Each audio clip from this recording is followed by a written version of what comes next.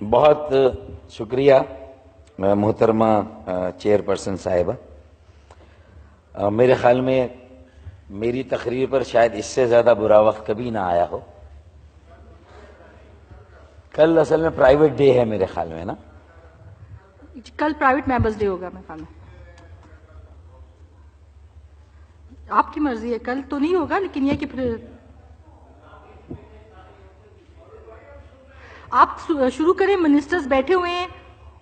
وہ تو یہ ایوان حکومتی بینچوں سے بھرا ہوا بھی ہو تو بھی مجھے معلوم ہے کہ کسی کے کان میں جوں نہیں رہیں گی, لیکن کم از کم دل کو تسلی ہوتی ہے کہ کرسیاں بھری ہوئی ہیں. آپ شروع کریں. ممبرز آ جاتے ہیں لابیز میں. چلیں, میرے خیال میں کچھ میڈیا کے دوست میرا خیال کریں گے اور کچھ باتیں لوگوں تک ضرور پہنچا دیں گے. میں ان سے خاص گزارش کرتا ہوں کہ ایوان میں نہ صحیح اس کے باہر سننے والے ضرور ہیں. بہت شکریہ میڈم صاحبہ.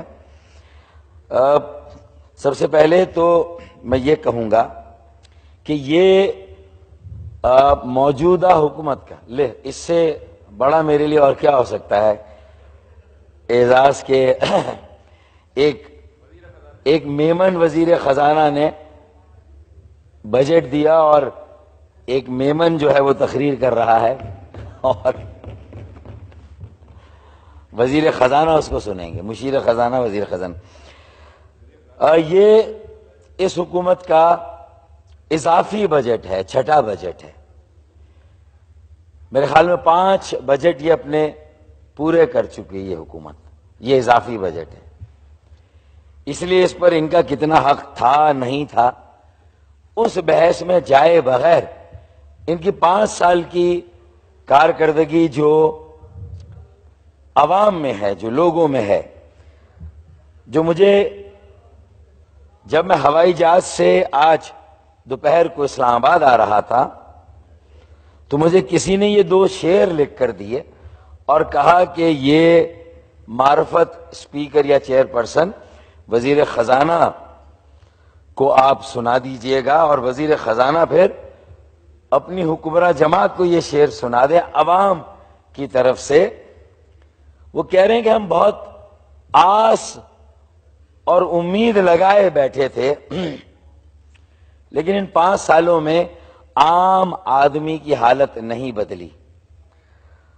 ان کا یہ کہنا تھا کہ ہوا کو رخ بدلنا چاہیے تھا, ہوا کو رخ بدلنا چاہیے تھا, دیا میرا بھی جلنا چاہیے تھا. ہوا کو رخ بدلنا چاہیے تھا, دیا میرا بھی جلنا چاہیے تھا. تمہاری بات بالکل ٹھیک تھی بس, تمہاری بات بالکل ٹھیک تھی بس, تمہیں لہجہ بدلنا چاہیے تھا.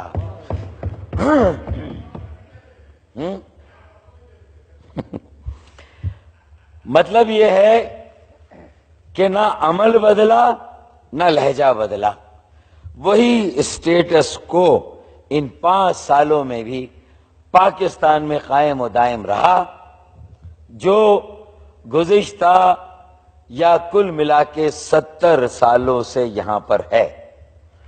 تو میں بھی پھر یہ 2 اشعار پڑھ دوں. یہ تو کسی مسافر نے مجھے شعر دیے تھے, میں 2 شعر اپنے پڑھ دوں کہ بہرحال اپنا حال ایک جیسا ہے, بہرحال اپنا حال ایک جیسا ہے, 70 سالوں سے ہر ایک سال ایک جیسا ہے. کسی بھی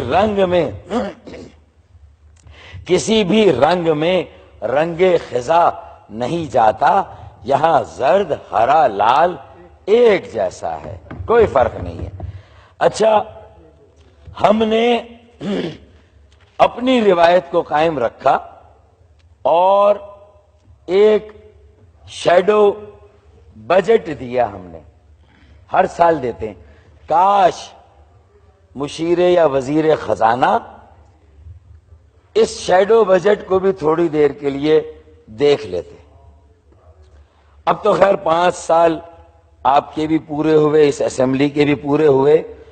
میں یہی کہوں گا کہ ہم کیوں نہ آئندہ کی اسمبلی جو چند مہینوں میں انشاءاللہ منتخب ہو کر آئے گی, اس کے لیے کوئی ایجنڈا سیٹ کر کے جائیں.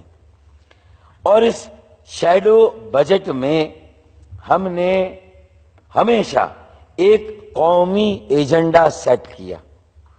میں یہ چاہتا ہوں کہ وہ قومی ایجنڈا جس پر ساری سیاسی جماعتیں مل کر کام کریں اور اس سیاسی ایجنڈے پر سب مشترکہ طور پر دستخط کریں.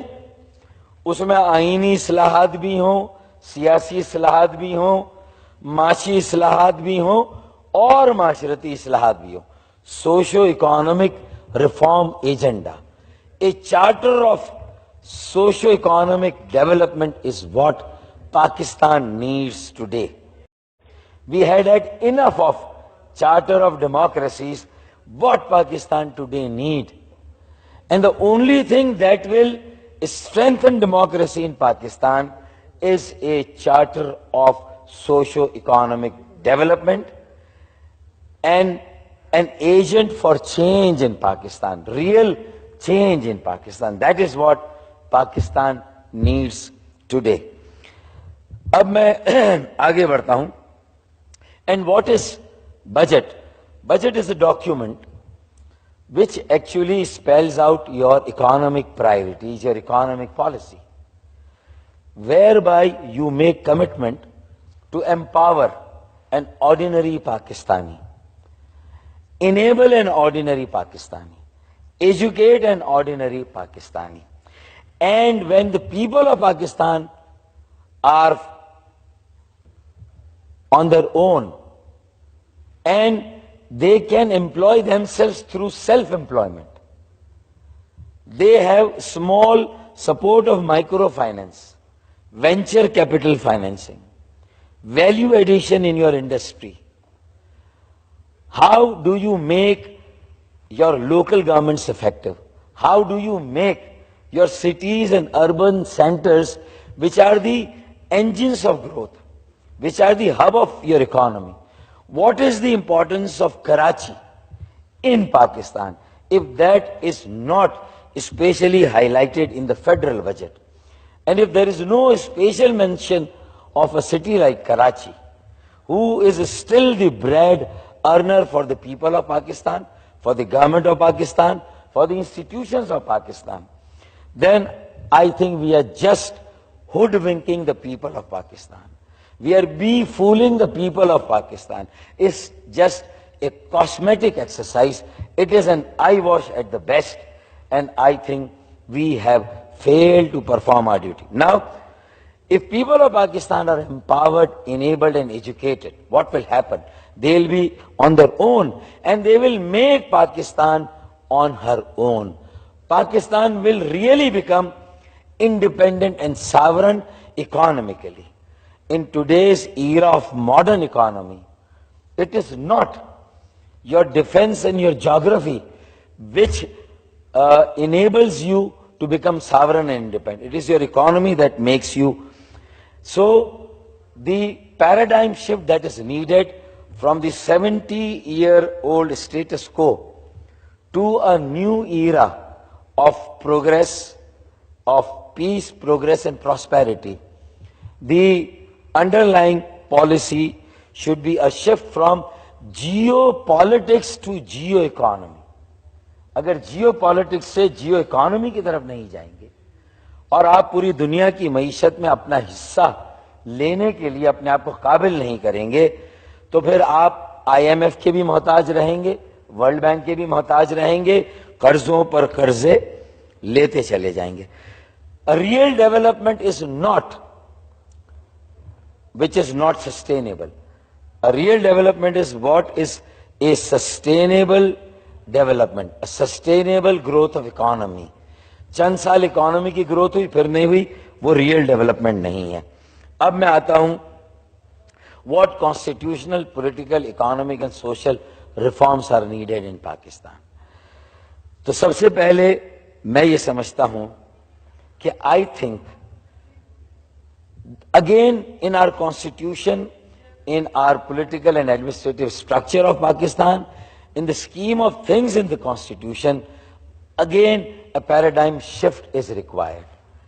New administrative units are required in Pakistan to give a new impetus, an opportunity to the people of Pakistan, so that they feel that they have a participation in the politics in the political and democratic process in Pakistan. They have a role in the socio-economic development process of Pakistan.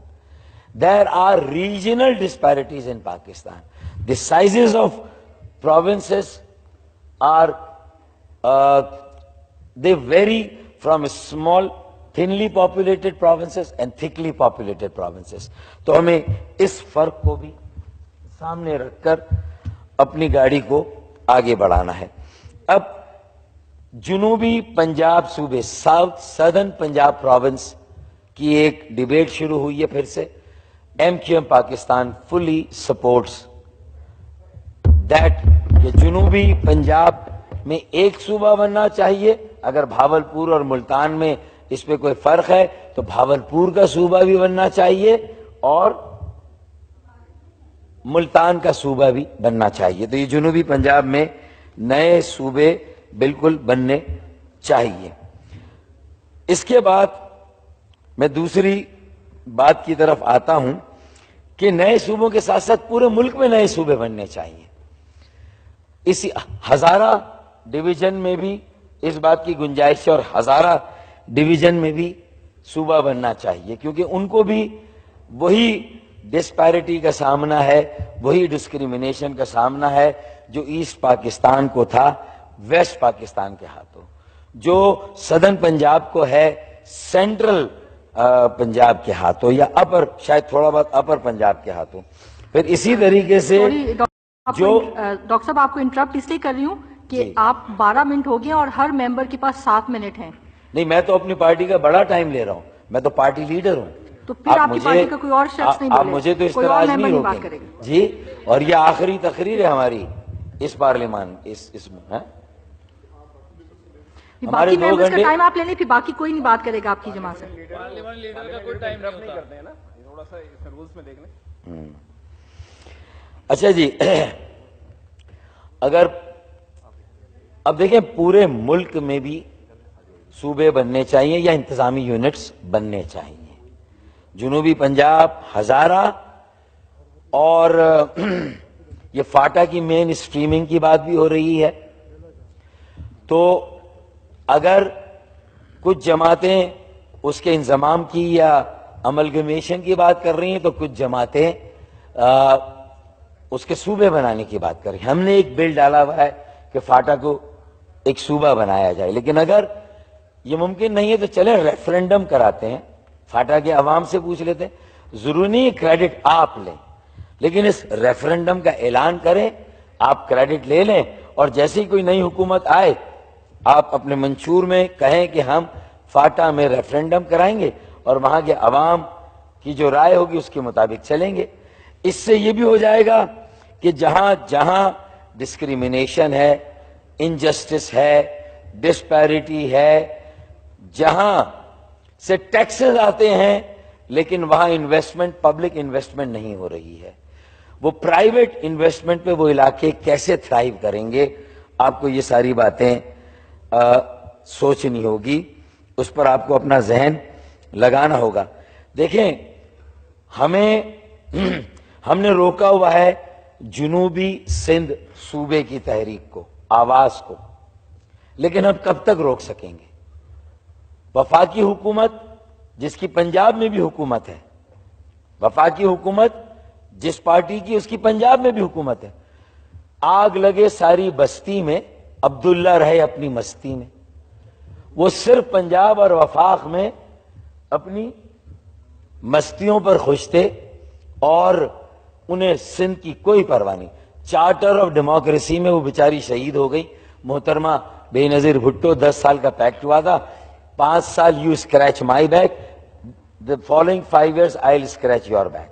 So they both People's Party and PMLN actually have scratched each other's back at the cost of the suffering of the people of Pakistan. انہوں نے دونوں نے عوام کا مذاق اڑایا ہے, عوام کے ساتھ ناانصافی کیا, عوام کے ساتھ ظلم کیا, دونوں بڑی پارٹیوں نے خاص طور پر, اور کھلی چھوٹ دی گئی 18ویں ترمیم کے نام پر پورا سندھ لیز پر پٹے پر وفاق سے نکال کر ایک آزاد ریاست کے طور پر پاکستان پیپلز پارٹی کو دے دیا گیا کہ وہ وہاں دہی سندھ کی مصنوعی اکثریت پر, اربن سندھ کی اکثریت پر حکمرانی کرے, کیونکہ ہر مردم شماری میں شہری سندھ کی آبادی کو کم کر کے دکھایا گیا.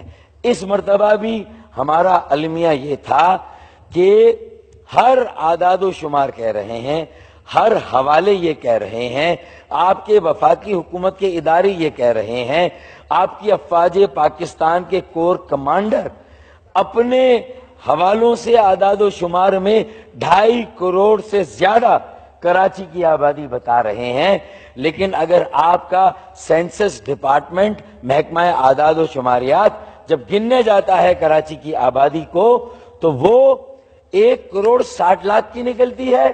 1 کروڑ لوگوں کی خاندانی منصوبہ بندی اب فیملی پلاننگ والوں نے نہیں کی. 1 کروڑ آبادی کو فیملی پلاننگ کی ہے سینسس ڈپارٹمنٹ نے, اسٹیٹسٹکس ڈپارٹمنٹ نے 1 کروڑ افراد کو کم گنا گیا. یہ ہے ڈس انفرینچائزمنٹ. ڈس انفرینچائزمنٹ ہمیں پولیٹیکل ڈیموکریٹک پروسیس سے باہر نکالا جا رہا ہے, سوشو اکانومک پروسیس سے ہم پہلے ہی باہر ہیں, ٹیکسوں کی ساری بھرمار ہمارے اوپر ہے اور پورے ملک کی بہار ہمارے ٹیکسوں کی وجہ سے ہے.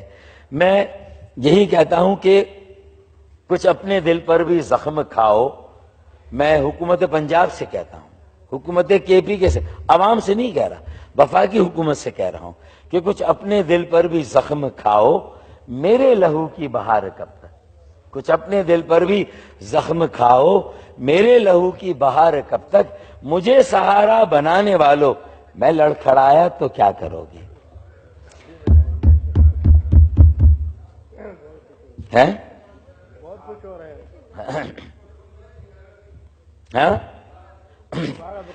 تضاد جذبات میں وہ نازک مقام آیا تو کیا کرو گے. میں رو رہا ہوں تم ہنس رہے ہو, میں مسکرایا تو کیا کرو گے. پھر ایک اور اسی میں بہر میں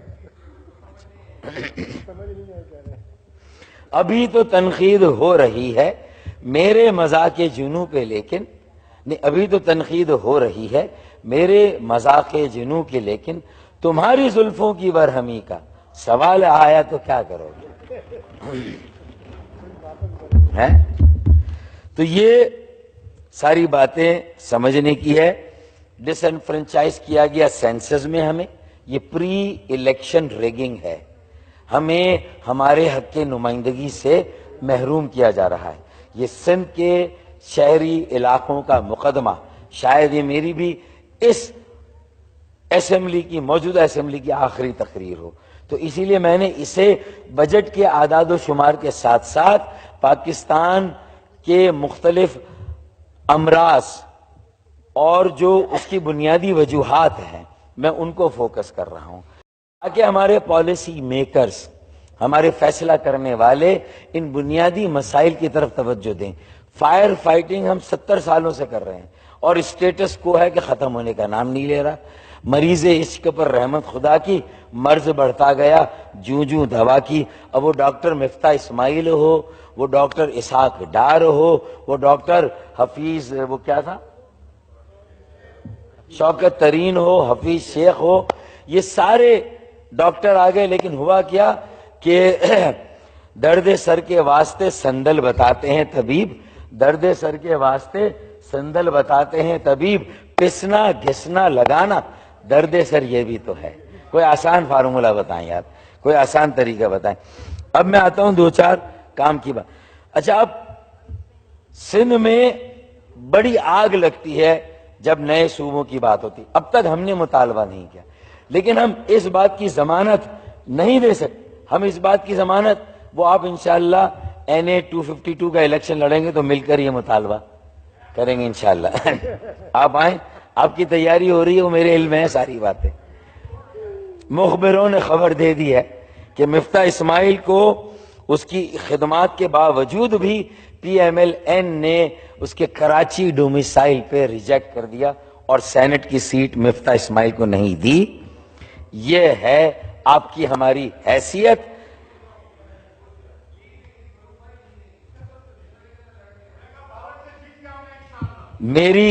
میری بات آپ کے بھائی مقصود اسماعیل سے ہوئی ہے. مقصود اسماعیل نے مجھے کچھ اور بتایا. آپ اپنے رہنماؤں کے اوپر پردہ ڈال دیں. میں بھی الطاف حسین صاحب پر بہت ساری باتوں کا اسی طرح پردہ ڈالتا تھا. یہ ایک اچھے کارکن کی نشانی تو ہو سکتی ہے, ڈاکٹر صاحب address to the chair please, no cross talking minister صاحب. لیکن اس سے آپ کی حیثیت نہیں بدلے گی.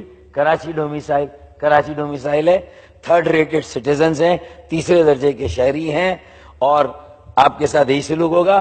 سینسس, اس کے بعد ڈیلیمیٹیشن, پھر سینٹ میں بھی صوبائی اسمبلی کے اراکین کی وفاداریاں تبدیل کرا کر ایک پارٹی کھڑی کر کے اس میں 10 آدمیوں کو لے جا کر ہمیں خسارے سے شروع کیا گیا.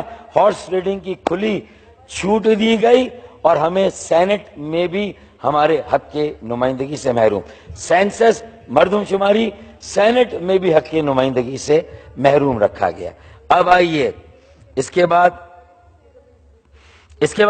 اب میں ایک پوائنٹ دیتا ہوں کہ چلے ہم سندھ میں نئے انتظامی یونٹس کی بات نہیں کرتے, لیکن جب پاکستان اور بر صغیر کی پاک و ہند میں تقسیم ہوئی تھی تو بہت سارے پیکٹ ہوئے تھے ہندوستان کی حکومت کے ساتھ. یہ بہت تاریخی ڈاکیومنٹس ہیں جو میں آپ کے سامنے رکھ رہا ہوں, اسے آپ نہیں.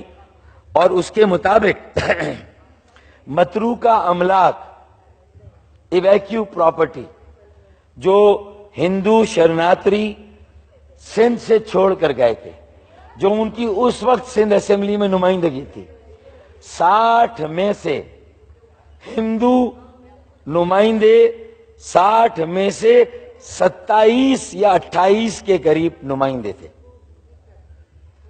اگر 27-28 ہندو تھے صوبائی اسمبلی میں, اور جو سندھ کی ایگریکلچرل کلٹیویبل نان کلٹیویبل لینڈ تھی اس کا اگر 70 سے 80% ہندوؤں کے پاس تھا, تو جب وہ ہندو ممبئی یا انڈیا چلے گئے تو ان کی ساری زمینیں, چاہے وہ شہری سندھ میں تھی یا دہی سندھ میں تھی, محترمہ چیئرپرسن صاحبہ, وہ ساری زمینیں جو ہجرت کر کے آنے والے تھے اقلیتی صوبوں کے مسلمان, وہ ان میں تقسیم ہونی تھی. آج بھی انفرادی طور پر میں اپنے آباء و اجداد کا کلیم نہیں کروں گا, لیکن مشترکہ طور پر ہندوستان کے اقلیتی صوبوں سے آنے والے مسلمانوں کا جو حق ان 70 سے 80% ہندوؤں کی زمینوں پر تھا, وہ انہیں ملنا چاہیے. میں آپ کو یہ لکھ کر دے رہا ہوں کہ کوئی ایک مہاجر ہندوستان سے آنے والا 1 گز زمین نہیں لے گا, لیکن ہندوؤں کی وہ زمینیں مسلمان وڈیروں جاگیرداروں سے جو یہاں کے مقامی تھے ان سے واپس لے کر سندھی کسانوں اور ہاریوں میں وہ زمینیں ہم تقسیم کریں گے. یہ پیکٹ ہے, یہ انڈرسٹینڈنگ ہے. یہ زمینیں متروکہ املاک, ہمیں صوبے کی ضرورت نہیں ہے. یہ زمینیں ہماری, ہمیں جو ہندوؤں کی تھی اور ہندوؤں نے وہاں ہمارے املاک یا جو جائیدادیں تھیں ان میں سے حصہ انہیں ملا. یہ ایویکیو پراپرٹی ٹرسٹ کو یہ زمینیں واگزار کرانی چاہیے. متروکہ املاک یہ بہت اہم پوائنٹ ہسٹری ہے, اس کو آپ وہ نہیں کر سکتے. اس کے بعد ڈائریکٹ ورسز انڈائریکٹ ٹیکس. آپ کی ڈائریکٹ ٹیکس کی شرح آج بھی 35%, انڈائریکٹ 65% ہے. میں نہیں کہتا کہ چھوٹے زمینداروں کسانوں پر ٹیکس لگائیں, لیکن وڈیرے جاگیردار جن کی آمدنیاں اربوں میں ہے, کروڑوں میں ہے, تنخواہ دار طبقہ 12 لاکھ پر اگر انکم ٹیکس دے گا تو زرعی زمینوں پر کام کرنے والا آلو ٹماٹر کی کاشت پر 4 مہینے میں کروڑوں روپے کمانے والا بھی اسے بھی کچھ ٹیکس اپنی آمدنی پر دینا چاہیے۔ Item number 7 federal legislative list inherent discrimination ہے، آئین میں بنیادی ڈسکریمنیشن ہے۔ اسپیکر صاحبہ، اس ڈسکریمنیشن اور ناانصافی کو ختم ہونا چاہیے۔ اسپیکر صاحبہ، چیئرپرسن صاحبہ، نیشنل فائننس کمیشن ایوارڈ کہاں ہے؟ میری تجویز ہے کہ اگلے بجٹ، جب اگلی اسمبلی آئے اور وہ اس بجٹ کو ریٹیفائی کرے یا ترمیم کرے، تو اس سے پہلے ایک national finance commission award due تھا، کانسٹیٹیوشنل ڈیوٹی تھی، جو پی ایم ایل این کی حکومت ناکام ہوئی، آخری 2007 یا 8 میں بنا تھا۔ شوکت ترین اس وقت وزیر خزانہ تھے، اچھا ایوارڈ دیا تھا، اچھا کام ہوا تھا، لیکن وسائل کی غیر منصفانہ تقسیم پاکستان کا ایک بڑا مسئلہ ہے۔ 18ویں ترمیم نے 7ویں نیشنل فائننس کمیشن ایوارڈ نے کم از کم صوبوں کو مالا مال کیا، انہیں خود مختار بنایا، انہیں اختیار دیا، مالی وسائل دیے، جس کو شاید خرچ کرنے کی بھی ان کی کیپیسٹی نہیں تھی، نہیں ہے۔ چیئرپرسن صاحبہ، میں یہ سمجھتا ہوں کہ نیشنل فائننس، مفتاح اسماعیل صاحب کی توجہ مجھے ذرا چاہیے وزیر، national finance commission article 160 class 4 میں ایک پروویژن ایڈ ہونا چاہیے۔ وہی ہونا چاہیے کہ جو فارمولا، ایک تو آپ نے ایوارڈ دیا نہیں، وہ ایوارڈ فوراً دیا جانا چاہیے، پھر اس ایوارڈ میں ایک ترمیم ہونی چاہیے کہ جو فارمولا پاپولیشن ہے، پسماندگی ہے، انورس ایریا ریشیو ہے اور ریونیو جنریشن ہے، ان چاروں بنیادوں پر ہے، تو پھر مرکز سے صوبوں کو جس فارمولے کے مطابق وسائل دیے جائیں۔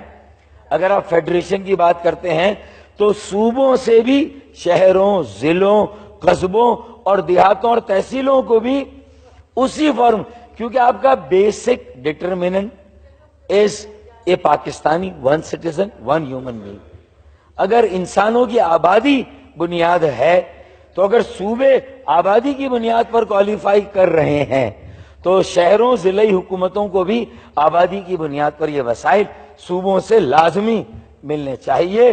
یہ ایک نیچرل، یہ انٹیگریٹی کے لیے، آپ کی فیڈریشن کے لیے، آپ کی وحدت کے لیے، پاکستان کو مضبوط بنانے کے لیے، ہزارہ صوبے کی ڈیمانڈ کو کمزور کرنے کے لیے، سندھ میں نئے صوبوں کی امید اور امنگ کو کمزور کرنے کے لیے، اور اسی طرح اور نئے انتظامی یونٹس کے مطالبے کو کمزور کرنے کے لیے آرٹیکل 160 میں یہ ترمیم ناگزیر ہے۔ میں آپ کے بہترین ججمنٹ پر یہ بات چھوڑ کے جاتا ہوں۔ مجھے نہیں معلوم کہ میری جماعت کو کبھی پاکستان میں اکثریت ملے گی، پذیرائی ملے گی، میرا کسی حکومت میں بڑا شیئر ہوگا یا نہیں ہوگا، لیکن کوئی ایک آدھ کراچی والا اگر پاکستان کا خیر خواہ، پاکستان سے محبت کرنے والا، اگر غلطی سے کسی پنجاب کے بیس رکھنے والی جماعت پی ایم ایل این کا منظور نظر ہو جائے اور قریب پہنچ جائے ان کی قیادت سے، تو اسے پاکستان کی مضبوطی اور استحکام کے لیے یہ تجاویز دینی چاہیے اور بتانا چاہیے، ورنہ پاکستان مضبوط نہیں ہوگا۔ یہ وسائل کی منصفانہ تقسیم، ٹیکسوں کا منصفانہ نظام، میں نہیں کہتا زرعی آمدنی ٹیکس، آمدنی ٹیکس، زرعی آمدنی پر 50 لاکھ کی آمدنی سے شروع کریں۔ چلیں، آپ 12 لاکھ تنخواہ دار طبقہ دے گا، لیکن ایک وڈیرا، ایک جاگیردار 50 لاکھ یا 1 کروڑ کی آمدنی سے شروع کریں، لیکن کہیں سے تو شروع کریں۔ باجی وہ میں الگ آپ سے ڈیبیٹ کروں گا انشاءاللہ، ود ڈیو ریسپیکٹ میں آپ سے بات کروں گا انشاءاللہ، الگ سے کروں گا میں آدمی سے۔ اچھا جی، اس کے بعد لینڈ ریفارمز ہے۔ اگر یہ لینڈ ریفارمز میں نہیں ہوگی تو ڈیموکریسی بھی مضبوط نہیں ہوگی۔ ایک خاص طبقہ ہے، اس کی اجارہ داری پارلیمان میں قائم رہے گی، نہرو نے سب سے پہلے یہی کام کیا تھا. اس آئیڈیالوجی کے ماننے والے کچھ یہاں بھی بیٹھے ہیں. تو انہوں نے لینڈ ریفارمز کی اور آج ان کی ڈیموکریسی کہاں سے کہاں چلی گئی. وہ نئے صوبے بننا کوئی معیوب بات نہیں, نئے انتظامی یونٹس بننا کوئی معیوب بات نہیں. وہاں نیشنل فائنانس کمیشن ایک پرائیویٹ ادارہ ہے, انٹیگریٹی والے, امپارشل, غیر جانبدار, ایسے لوگ جو ریٹائرڈ بیوروکریٹس ہیں, ججز ہیں, بزنس کمیونٹی کے ہیں, وہ اس میں ہوتے ہیں اور وہ سارے صوبوں میں منصفانہ تقسیم کرتے ہیں. تو آرٹیکل 140A یا تو اسے منطقی انجام کی طرف لے جائیں. یہ کہتا ہے کہ مالی اور سیاسی اور انتظامی اختیار بلدیاتی اداروں کو دینا لازمی ہے صوبائی حکومتوں پر, لیکن صوبائی حکومتیں پنجاب, بلوچستان اور سندھ تینوں نے آئین کی شق 140A کی بھی خلاف ورزی کی ہے, کیونکہ انہوں نے جو قانون پاس کیا مقامی حکومت کا وہ 140A کی اسپرٹ کی نفی ہے. سپریم کورٹ میں ہم نے کیس دیا ہوا ہے, اس کی پیشیاں شروع ہونے والی ہے. اللہ کرے اب سپریم کورٹ ہی سو موٹو نوٹس لے کر یا سینسس بھی کراتی ہے, لوکل گورنمنٹ کے الیکشن بھی کراتی ہے, تو مقامی حکومتوں کے اختیارات بھی شاید وہی طے کرے گی. لینڈ ریفارمز کا معاملہ بھی اس کے پاس ہے, شاید یہ بھی وہی طے کرے گی, کیونکہ حکومتوں کو تو یہ کام کرنا ہی نہیں ہے, اور یہ بنیادی کام نہیں کریں گے تو آپ کی گاڑی آگے نہیں بڑھے گی. 140A کی روح کے مطابق عمل درآمد ہونا چاہیے. سالڈ ویسٹ مینجمنٹ ہو, واٹر سیوریج کا محکمہ ہو, اس کے بعد ماسٹر پلان کا محکمہ ہو, تعمیرات کا, بلڈنگ کنٹرول کا محکمہ ہو, یہ سارے محکمے, اربن ٹاؤن پلاننگ ہو, لینڈ یوٹیلائزیشن ہو, یہ سارے محکمے مقامی بلدیاتی حکومت اور اداروں کو منتقل ہونے چاہیے. اب آئیے corruption. NAB, charter of democracy میں پیپلز پارٹی اور PMLN نے 10 سال پہلے لندن میں جب دستخط کیے تھے تو چیئرپرسن صاحبہ انہوں نے یہ کہا تھا کہ ہم نیب کا قانون انتقامی قانون ہے, ہم اس کو تبدیل کر دیں گے. آج 10 سال ہو گئے, میری یہ بات صحیح ثابت ہوئی. You scratch my back, I scratch your back. You protect my interest, I protect your interest. You protect my corruption, I protect your corruption. You protect my loot and plunder, I protect your loot and plunder. ان 10 سالوں میں عوام کو کچھ نہیں دیا گیا. وہی NAB کا مشرف کے زمانے کا قانون آج بھی موجود ہے, کوئی ترمیم نہیں ہوئی, کوئی نیا قانون نہیں آیا. تو پھر پاناما بھی آئے گا اور اکاما بھی آئے گا. آپ نے خود رستے دیے ہیں جوڈیشری کو, آپ نے جب ہاتھ پر ہاتھ رکھ کر بیٹھ گئے, ایک دوسرے کے مفادات کو تحفظ دیا, تو پھر آسمان سے مسیحا نہیں آئیں گے, اپنے ہاتھوں میں لیے شمع یقین آئیں گے. اب پیغمبر نہیں آئیں گے, ہم ہی آئیں گے, ہمیں ہی کچھ کرنا ہے, اوپر سے کچھ نہیں ہوگا. اب آگے بڑھ جاتے ہیں. تو کرپشن کو ختم کرنے کے لیے نیب کا مؤثر قانون آ جانا چاہیے تھا, جو نہیں آیا. یہ بھی پیپلز پارٹی PMLN دونوں کا فیلئر ہے. اب آگے فاٹا ریفارمز کے لیے میں نے کہہ دیا ریفرنڈم کرا لیں. اس کے بعد کراچی کی جو اسٹریٹجک جیو اکانومی میں اہمیت ہے, پالیٹکس میں تو نہ دیں, اس کی آبادی کو کم کر دیں, اس کا حصہ ہی نہ بڑھنے دیں, نہ صوبے میں بڑھنے دیں, نہ ہمارا کبھی وزیر اعلیٰ آنے دیں. انفلکس شہروں میں ہو رہا ہے اور دیہی علاقوں کی شہروں کی آبادی ایک جیسی بڑھ رہی ہے. یہ میری سمجھ میں نہیں آیا. یہ واحد دنیا کا خطہ ہے اربن سندھ, جس کی 1973 کے سینسس 2 کے سینسس میں بھی وہی آبادی کا تناسب تھا دیہی اور شہری سندھ کا, آج بھی وہی ہے. 40 سالوں کے بعد اسپیکر صاحبہ یہ میری سمجھ سے باہر ہے. کوئی ایکسپلینیشن. ذوالفقار علی بھٹو شہید, محترمہ بے نظیر بھٹو شہید کے نام لیوا ان کے نام پر حکمرانی کرنے والے شاید اس کا جواب دینا چاہیں تو دے دیں. یہ کیسی میجک ہے کہ دیہی اور شہری علاقوں کی آبادی کا تناسب ایک جیسا ہے, انفلکس ایک جگہ ہو رہا ہے اور آبادی دونوں کی ساتھ ساتھ بڑھ رہی. یہ میری سمجھ میں نہیں آتا, آپ کی آتا ہو تو مجھے ذرا بتا دیجیے گا. اس کے بعد ایجوکیشن, ہیلتھ, انوائرنمنٹ, یہ تو میں سمجھتا ہوں کہ ہماری پرائیورٹی میں قالین اٹھا کے دیکھیں تو شاید ہم نے اس کے نیچے کہیں پر ہم نے ڈال دیا. 5% آف جی ڈی پی پہ پہنچنا تو بہت دور کی بات ہے. ہم تو میں سمجھتا ہوں کہ ابھی 1.5% پر بھی شاید مشکل سے پہنچے ہوں. پھر صوبوں کے ساتھ انٹیگریشن نہیں ہے. ایجوکیشن اگر صوبے میں چلی گئی, ہیلتھ صوبے میں چلی گئی, تو پالیسی تو بنائے نا, پورے ملک کی تو کوئی پالیسی ہو, کوئی انٹیگریشن بنائے, کوئی national council of common interest میں لائیں. یہ پورے ملک کا مشترکہ مفاد ہے. تعلیم اور صحت, صوبے کیا کر رہے ہیں, وزیر اعظم کو, وزیر خزانہ کو, وزیر پلاننگ کو سی آئی میں بیٹھ کر کم از کم یہ بات صوبوں سے کرنی چاہیے. سرکولر ڈیٹ کو کس طرح حل کیا جائے گا, توانائی کے مسئلے کو کس طرح حل کیا جائے گا, کیسے بیلنس کیا جائے گا. اگر صوبوں کو, یہ مفتاح اسماعیل کے کام کی بات کر رہا ہوں اسپیکر صاحب, اگر وہ متوجہ ہوں کہ سیلز ٹیکس آن سروسز صوبوں کو ملا, سندھ میں آج اس کی آمدنی 80 ارب ہے. میں as partner into that, contribution from urban areas of Sindh into that 80 billions of additional revenue for the province of Sindh. Karachi alone contributes 65 to 70 billion. میں ایک کراچی والا ہونے کے ناطے سے کہتا ہوں کہ 10, 20, 25, 30 ارب, 40 ارب آپ میرے لے لیں اس میں سے, اور اس سرکولر ڈیٹ کی لعنت سے ملک کو چھٹکارا دیں.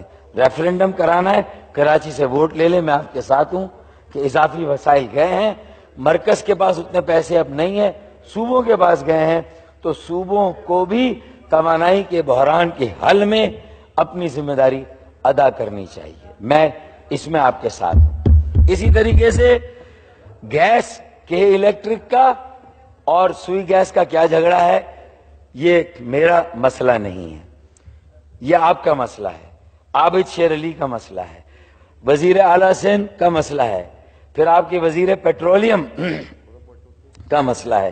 یہ آپ حل کریں. کراچی والے کیوں سفر کر رہے ہیں؟ آپ گیس دیں. وہ کہہ رہے ہیں کہ جو آپ نے بل عدم ادائی کیا ہے اس پر سود کا ایگریمنٹ کریں, پھر گیس دیں گے. موسم گرما میں ہیٹ ویو آئی ہوئی ہے, اور اس پر سے سوئی گیس کے ایم ڈی اگر یہ پالیسی لائیں گے, شاید خاقان عباسی صاحب کو سر پیٹ لینا چاہیے. ان کے نیچے کے افسر اس طرح کی پالیسیاں بنا رہے ہیں. اسپیکر صاحبہ, یہ بہت ہی, انوائرنمنٹ, درخت اگانے پر کچھ نہیں, انرجی کو کنزرو کرنا, پانی کو کنزرو کرنا, پانی کے نئے ذخائر, متبادل انرجی پر کیا کام ہوا, متبادل انرجی کی ساری جو انگریڈینٹس ہے, جو ان کے کمپوننٹس ہیں, اکوپمنٹس, ان پر ڈیوٹی زیرو ہونی چاہیے. ملک میں پیداواری عمل کو تیز کرنے کے لیے مشرف صاحب کے زمانے میں, شوکت عزیز کے زمانے میں ساری مشینری پر زیرو ڈیوٹی تھی. اور ابھی آپ نے جو یہ ایمنسٹی دی ہے ٹیکس چوروں کو, ڈیفالٹرز کو, منی لانڈرنگ کرنے والوں کو, جو آپ نے ایمنسٹی دی ہے, اگر یہ دینی بھی تھی تو ان کا نمبر بعد میں آتا. آپ کی بندرگاہوں پر اتنی صنعتی مشینری امپورٹ ہو کے پڑی ہوئی ہے جو کہ اس کی ڈیوٹی کی ویلیویشن میں ڈیمریج پر ڈیمریج پڑ رہا ہے. اگر کاش یہ مشینری آ جائے آپ کے پیداواری عمل میں, آپ کی صنعتوں میں, تو یہ آپ کو نہ جانے کہاں سے کہاں لے جائے. تو ایمنسٹی دینی ہے تو imported machinery for productive industry اور ایکسپورٹیبل انڈسٹری کے آئٹم ہیں, ان کے لیے آپ دے دیں. یہ میری آپ سے گزارش ہے. کاسٹ آف ڈوئنگ بزنس کم ہونی چاہیے. کاسٹ آف ڈوئنگ بزنس کب کم ہوگی؟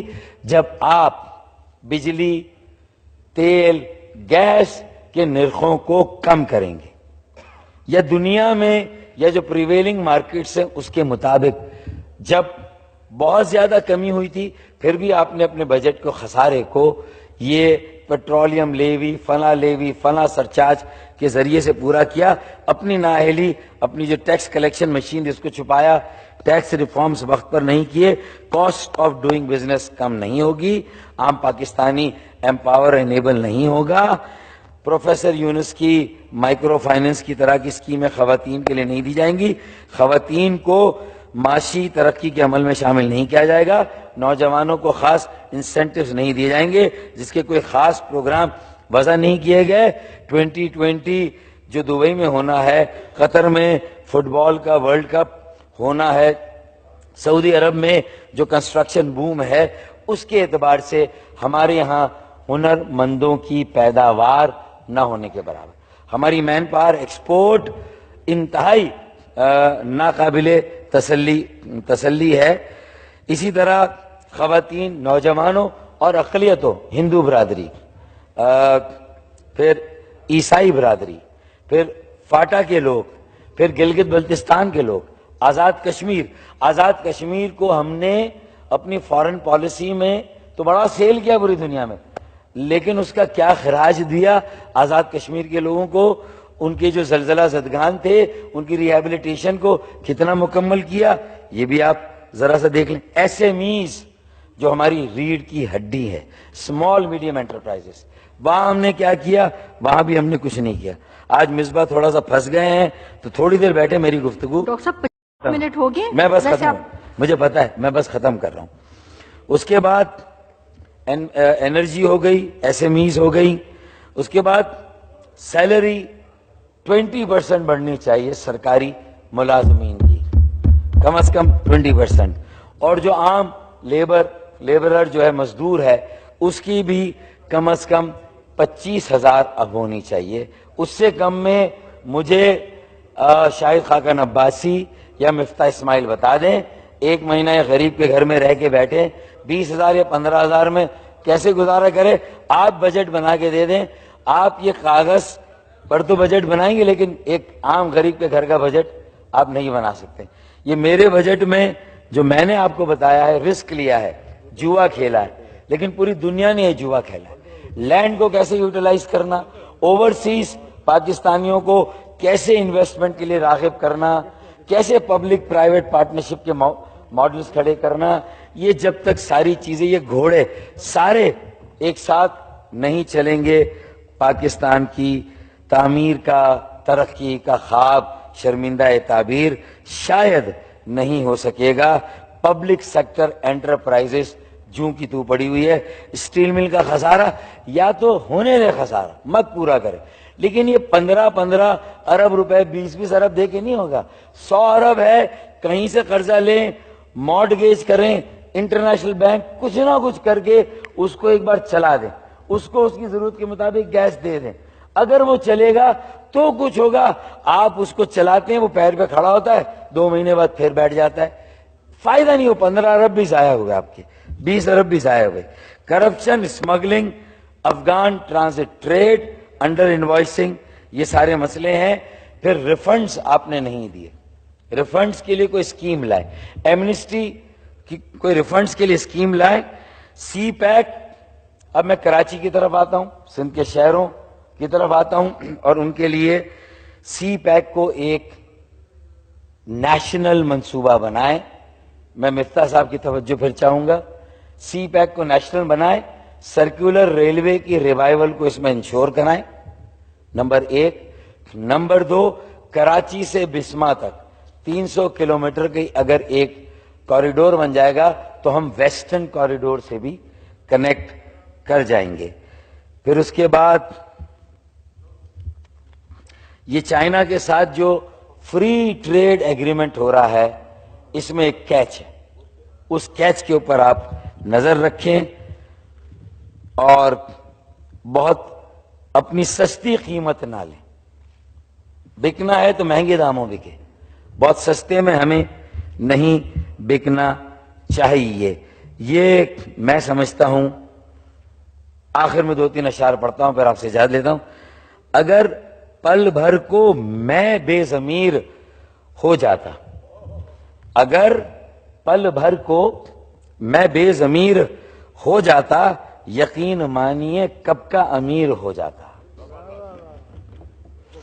اور کراچی کے باقی منصوبے ڈیسیلینیشن دیر آئے درست آئے، لیکن اب جا رہے ہیں، یہ تو آپ اپنا الیکشن سٹنٹ لے کر جا رہے ہیں۔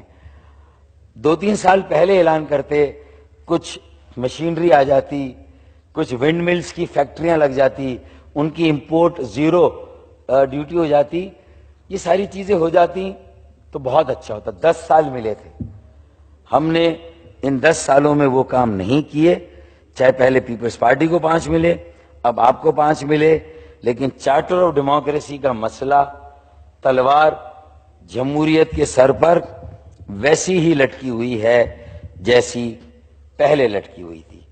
اب میں micro finance, venture capital finance, یہ ساری باتیں کر دیں، یہ سارے میرے مشورے ہیں، تجاویز ہیں۔ پاس کرنے سے پہلے ہو سکتا ہے کچھ کفارہ ہم ادا کر دیں، اگر کچھ چیزیں میرے بجٹ، میری تجاویز کی آپ شامل کر دیں، میں بھی اس سکون کے ساتھ واپس الیکشن میں جاؤں گا، گھر جاؤں گا کہ شاید ہم نے بھی اس دشت کی سیاحی میں جھک نہیں ماری، بلکہ ہم نے بھی کچھ کنٹریبیوشن کیا ہے۔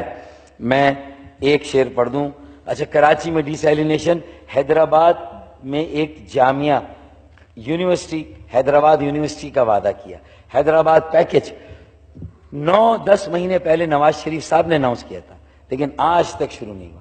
اب اگر 10 مہینے میں، 1 سال میں حیدرآباد پیکج آپ کی حکومت شروع نہ کر سکے امپلیمنٹیشن، تو پھر کس بات کا دعویٰ کریں ہم؟ کراچی پیکج میں اب ٹینڈرز ہو رہے ہیں، الیکشن کمیشن کہے گا بند کرو بھی، اب نئی حکومت کرے گی، تو صرف اعلان آپ کریں اور اگلی حکومت اس پہ عمل درآمد کرے نہ کریں، تو ہم کس کا گریبان پکڑیں؟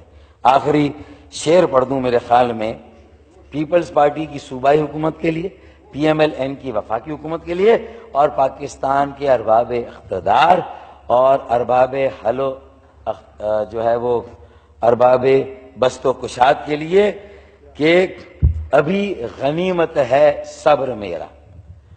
میں 2-3 مہینے سے تنظیمی کرائسس میں بھی تھا، بہت سے لوگوں نے کہا vultures began to fly on the skies of Karachi and urban Sindh as if the dead body is going to cool۔ لیکن میں ان کو یہ بتانا چاہتا ہوں کہ ابھی غنیمت ہے صبر میرا، ابھی لبالب بھرا نہیں، ابھی غنیمت ہے صبر میرا، ابھی لبالب بھرا نہیں، وہ مجھ کو مردہ سمجھ رہا ہے، اسے کہو میں مرا نہیں، اسے کہو میں مرا نہیں۔ پاکستان زندہ باد، پاکستانی قوم زندہ باد۔ بہت شکریہ ڈاکٹر صاحب، بہت